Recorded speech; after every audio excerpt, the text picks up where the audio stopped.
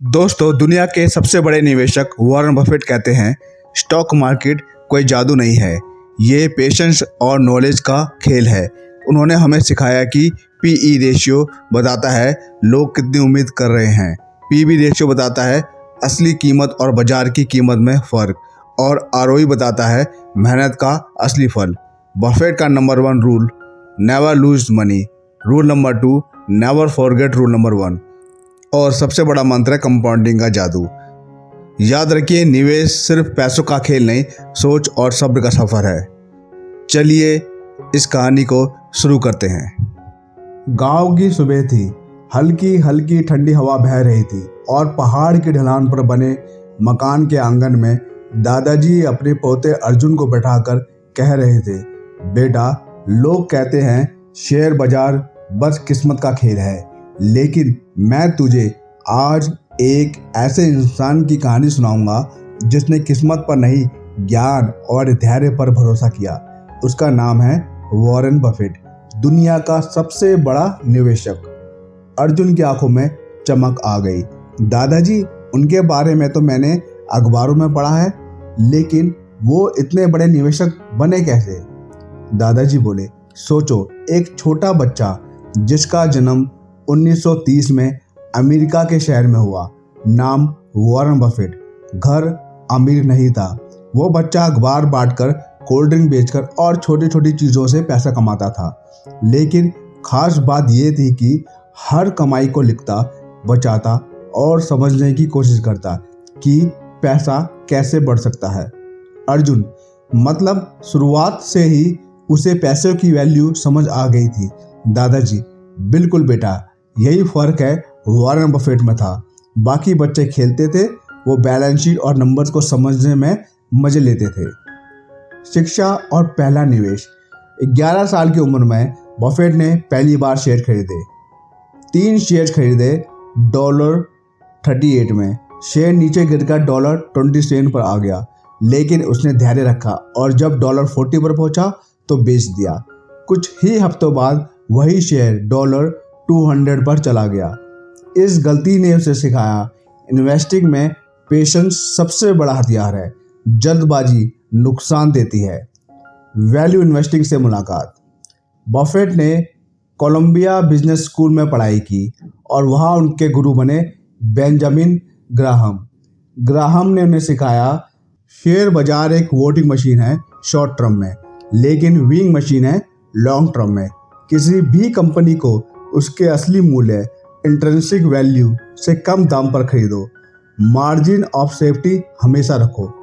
अर्जुन चकित होकर बोला, यानी बफेट ने वैल्यू इन्वेस्टिंग को अपनाया? दादाजी, हाँ बेटा, वैल्यू इन्वेस्टिंग ही उनका हथियार बना, जिसने उन्हें दुनिया का सबसे बड़ा निवेशक बना दिया। मोट, बफेट की खास सोच। बफेट कहते हैं, कंपनी को ऐसे देखो जैसे किला और उसके चारों तरफ खाई। मोट मतलब ऐसा बिजनेस एडवांटेज जो कंपटीटर आसानी से कॉपी ना कर सके, जैसे कोका कोला का ब्रांड, एप्पल का इकोसिस्टम या किसी बैंक की ट्रस्ट वैल्यू। बफेट किन रेशियोज को देखते हैं? पहला, PE ratio, price to earnings. Company महंगी है या सस्ती, ये दिखाता है। बफेट कहते हैं, सिर्फ लो पीई मत देखो, अर्निंग सस्टेनेबल होनी चाहिए। दूसरा, PB ratio, price to book. Company अपनी बुक वैल्यू से कितने गुने पर ट्रेड कर रही है, लेकिन एसेट्स लाइट कंपनियां जैसे आईटी फर्म्स के लिए ये उतना यूजफुल नहीं है। तीसरा, ROE, return on equity. Company share holders के पैसों पर कितना रिटर्न कमा रही है।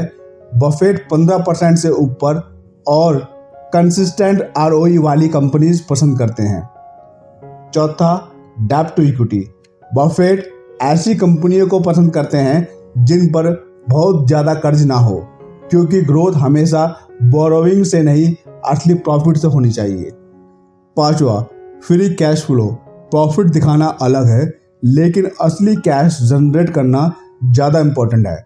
बफेट ऐसी कंपनियों में निवेश करते हैं जो लगातार पॉजिटिव कैश फ्लो देती है। बफेट के इन्वेस्टमेंट रूल्स। पहला, rule number 1, never lose money.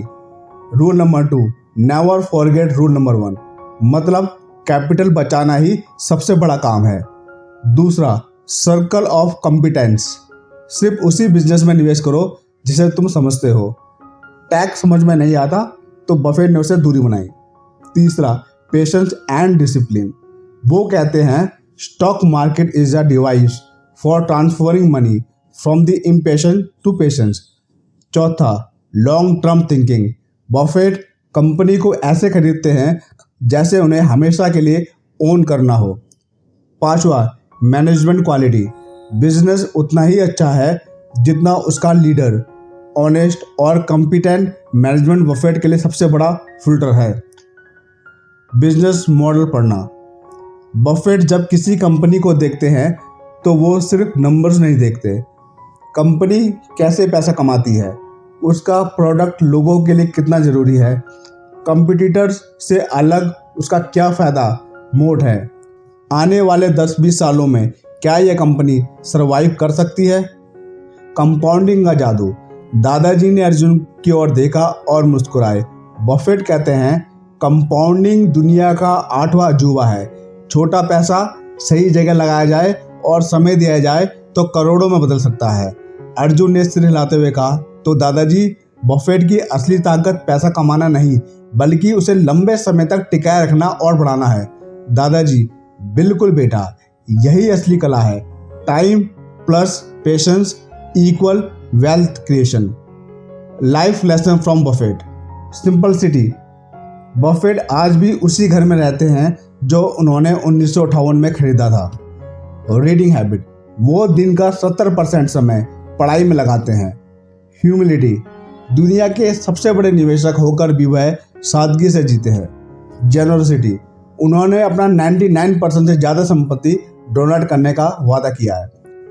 सूरज ढलने लगा। दादाजी बोले, बेटा, वॉरेन बफेट की कहानी हमें यह सिखाती है वेल्थ नॉलेज पेशेंस और डिसिप्लिन से बनती है। शॉर्टकट्स और लालच हमेशा नुकसान देते हैं। इन्वेस्टिंग सिर्फ नंबर्स नहीं, माइंडसेट और वैल्यूज का खेल है। अर्जुन की आंखों में चमक थी।